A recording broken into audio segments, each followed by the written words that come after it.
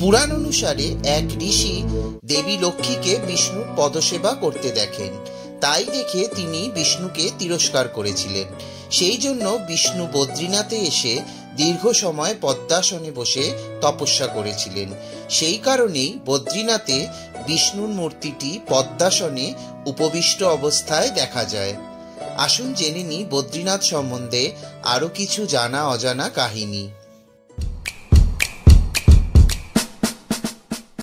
তীর্থ মাহাত্ম্যের দিক থেকে বদ্রীনাথ সর্বশ্রেষ্ঠ। উত্তরাখণ্ডের 4 ধামের অন্যতম এই বদ্রীনাথ। বাকি 3টি ধাম হল কেদারনাথ, গঙ্গোত্রী ও যমুনেত্রী। কালো পাথরের তৈরি ভগবান বিষ্ণুর মূর্তি এখানে পদ্মাসনের ভঙ্গিতে রয়েছে। মন্দিরের সামনে দিয়ে বয়ে গেছে অলকানন্দা ও পাশেই তপ্তকুণ্ড পঞ্চশিলা, অর্থাৎ নারদ, নৃসিংহ, বরাহ, গরুড় ও মার্কেন্ডেয়, এবং পঞ্চতীর্থ যথা ঋষিগঙ্গা, কূর্মধারা, নারদকুণ্ড, প্রহ্লাদকুণ্ড ও তপ্তকুণ্ড মূল মন্দিরকে ঘিরে রয়েছে। মন্দিরটি 15 মিটার উঁচু।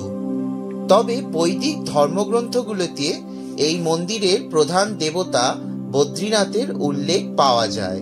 তার থেকে অনুমান করা যায় যে বৈদিক যুগে এই মন্দিরের অস্তিত্ব ছিল। কয়েকটি উপাখ্যান অনুসারে এই মন্দিরটি খ্রিস্টীয় 8ম শতাব্দী পর্যন্ত একটি বৌদ্ধ ধর্মক্ষেত্র ছিল। 9ম শতাব্দীতে আদি শঙ্করাচার্য এটিকে একটি হিন্দু মন্দিরে রূপান্তরিত করেন। এই মন্দিরের স্থাপত্য বৌদ্ধ বিহারগুলির স্থাপত্যের অনুরূপ। মন্দিরের সুচিত্রিত প্রবেশদ্বারটিও বৌদ্ধ মন্দিরের একটি বৈশিষ্ট্য। তা দেখেই কেউ কেউ এই মত প্রকাশ করেছেন। অন্য মতে 9ম শতাব্দীতে আদি শঙ্করাচার্যই প্রথম বদ্রীনাথকে একটি তীর্থস্থান হিসেবে প্রতিষ্ঠা করেন। হিন্দু বিশ্বাস অনুসারে 814 থেকে 820 সাল পর্যন্ত 6 বছর তিনি এই অঞ্চলে বাস করেছিলেন। বছরে 6 মাস তিনি বদ্রীনাথে ও বাকি 6 মাস কেদারনাথে থাকতেন। হিন্দুরা আরো মনে করে যে বদ্রীনাথের মূর্তিটি তিনি অলকানন্দা নদী থেকে উদ্ধার করে তপ্তকুণ্ড উষ্ণ প্রস্রবণের কাছের মন্দিরে প্রতিষ্ঠা করেন। প্রাচীন কাল থেকে এই মন্দিরটিকে বহুবার মেরামত করা হয়েছে। 16 শতাব্দীতে গাড়োয়ালের রাজারা মন্দিরটিকে প্রসারিত করেন। 1803 সালের হিমালয়ের ভূমিকম্পে মন্দিরটি বিশেষভাবে ক্ষতিগ্রস্ত হয়। তারপর জয়পুরের রাজা এটিকে পুনর্নির্মাণ করেন। 2006 সালে রাজ্য সরকার বদ্রীনাথ সংলগ্ন এলাকায় কোনো রকম নির্মাণ কাজ আইনত নিষিদ্ধ করে দেয়। হিন্দু পুরাণ অনুসারে এই স্থানে বিষ্ণু ধ্যানে বসেছিলেন।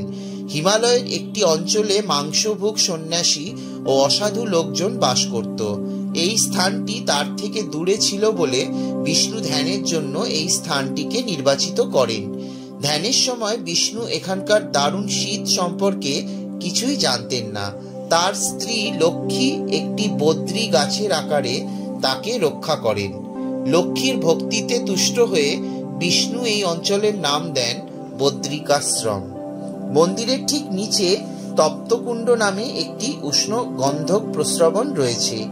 এটির ঔষধি গুণ আছে বলে মনে করা হয়। অনেক তীর্থযাত্রী মনে করেন মন্দিরে যাওয়ার আগে এই কুণ্ডে স্নান করা আবশ্যক। এই প্রস্রবণের বার্ষিক গড় তাপমাত্রা 55 ডিগ্রি সেন্টিগ্রেড। অন্যদিকে প্রস্রবণের বাইরে এই অঞ্চলের বার্ষিক গড় তাপমাত্রা 17 ডিগ্রি সেন্টিগ্রেডের নিচে থাকে। অক্টোবর-নভেম্বর মাসে বিজয়া দশমীর পর শীতকালের জন্য মন্দির বন্ধ হয়ে যায়। মন্দির বন্ধ হওয়ার দিন একটি অখণ্ড জ্যোতি নামে ঘৃত প্রদীপ জ্বালিয়ে দেওয়া হয়, যেটি 6 মাস টানা জ্বলে। সেই দিন ভক্ত ও মন্দিরের আধিকারিকদের সামনে প্রধান পুরোহিত বিশেষ পুজো করেন। বদ্রীনাথের মূর্তিটিকে কাল্পনিকভাবে মন্দির থেকে 63 কিলোমিটার দূরে জ্যোতির্মঠের নৃসিংহ মন্দিরে স্থানান্তরিত করা হয়। এপ্রিল মাসে বসন্ত পঞ্চমী তিথিতে মন্দিরটি আবার খুলে দেওয়া হয়। তীর্থযাত্রীরা মন্দির খোলার দিন মন্দিরে উপস্থিত হন অখণ্ড জ্যোতি প্রদীপটিকে দেখার জন্য। হিন্দুরা যেসব মন্দিরে তাদের পূর্বপুরুষদের উদ্দেশ্যে পারলৌকিক ক্রিয়া সারেন, বদ্রীনাথ মন্দির সেগুলির অন্যতম। ভক্তেরা গর্ভগৃহে বদ্রীনাথের মূর্তিটি পুজো করেন এবং অলকানন্দা নদীতে স্নান করেন। লোকবিশ্বাস অনুসারে মন্দিরের পুকুরগুলিতে স্নান করলে পাপ দূর হয়। এই ছিল চারধামের অন্তর্গত বদ্রীনাথ ধাম সম্পর্কে কিছু জানা অজানা তথ্য, যেটা আমি আপনাদের সাথে শেয়ার করলাম। আশা করি আপনাদের ভালো লেগেছে।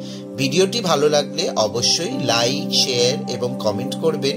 আর অবশ্যই আমার চ্যানেলটাকে সাবস্ক্রাইব করে নোটিফিকেশন বেলটাকে অন করে রাখবেন, যাতে ভবিষ্যতে আমি যখনই কোনো ভিডিও আপলোড করব তার নোটিফিকেশন আপনাদের কাছে চলে যাবে।